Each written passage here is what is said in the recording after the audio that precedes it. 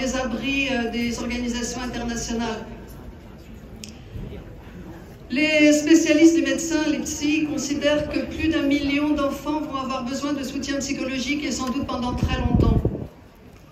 Et puis 1 100 000 personnes sont directement frappées par la famine. Les infrastructures sont détruites, hein, vous le savez, il faudra des années et des années pour les reconstruire.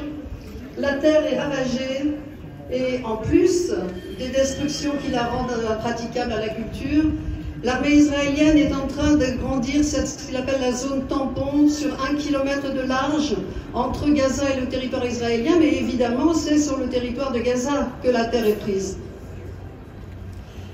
Les bombardements continuent. Alors ils sont gérés par l'intelligence artificielle ou bien par des soldats qui pilotent des drones à partir d'un bureau en pensant peut-être qu'ils jouent à des jeux vidéo de guerre, mais ils tuent.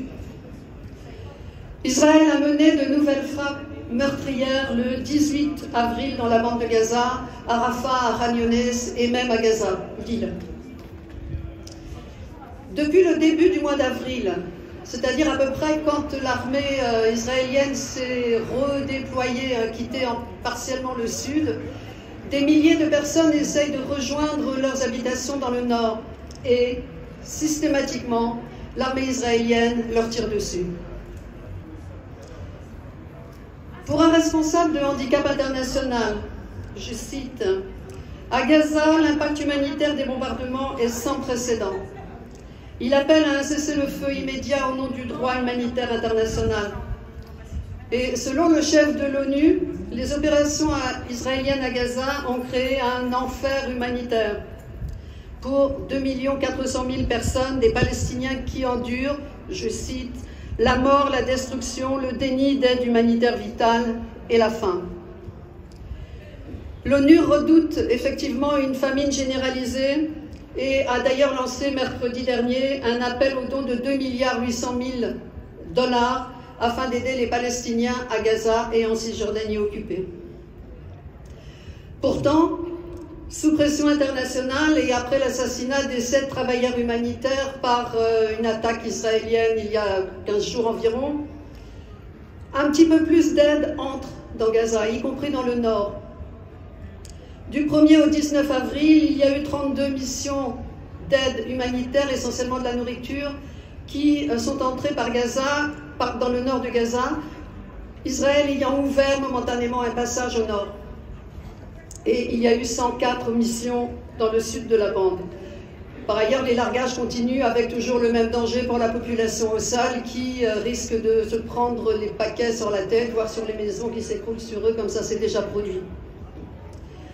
La France, aux Nations Unies, je cite, réitère son appel à ce que soit garanti un accès et un acheminement humanitaire complet, massif et sans entrave pour répondre aux besoins immenses de la population civile de Gaza. Mais c'est l'UNRWA qui apporte le plus de soutien, le plus d'aide. Elle continue de fournir une assistance absolument essentielle à la population de Gaza. Elle gère particulièrement 53 abris où s'entassent environ 1 400 000 personnes. Malgré ça, elle reste dans le viseur israélien. Le chef de la diplomatie jordanienne dit, je cite, « Bien avant le 7 octobre, l'UNRWA a été la cible d'un assassinat politique commandité par le gouvernement israélien qui veut effacer la question des réfugiés palestiniens. Nous ne permettrons pas que cela se produise et cela n'arrivera pas. » Quant au commissaire général de l'agence, Philippe Lazzarini, il dit « L'UNRWA est accusée de perpétuer le statut des réfugiés, alors que ce qui maintient ce statut, c'est tout simplement l'absence de toute solution politique. Nous sommes une organisation temporaire qui a duré. En effet, l'UNRWA a été créée en 1949 pour 1 an, voire 2, après l'expulsion massive des Palestiniens en 1947-48, et 75 ans après, elle doit toujours faire face à la situation dramatique des réfugiés palestiniens.